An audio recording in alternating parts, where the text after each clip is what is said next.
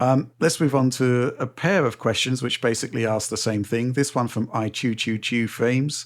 Forget GTA 6. Will the tech we saw this week for The Witcher 4 run on Switch 2? The Witcher 3 was the quote-unquote impossible port for OG Switch. Will we see this again for the new generation? This one from Hobo Bench.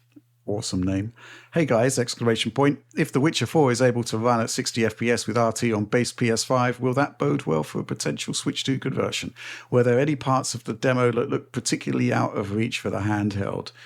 Well, I think, Alex, the ray tracing is obviously likely to be the first casualty, I'd have thought. Yeah, but 60 FPS?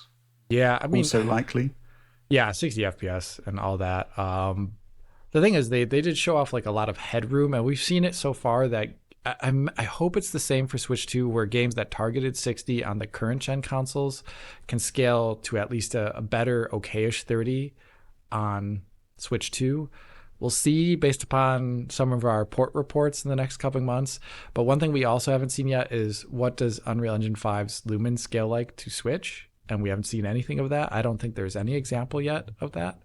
And no, well, Fortnite's out, isn't it? But we haven't had time to look at it. And I think Lumen was off. Yeah, I think Lumen is off for Fortnite. Not even a 30 mode.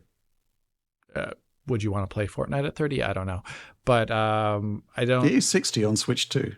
Yeah, so I'm very curious to see what that would look like if it were possible.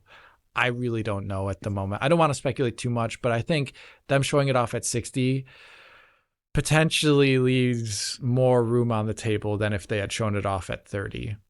So right, yeah. It is all complete speculation at this point.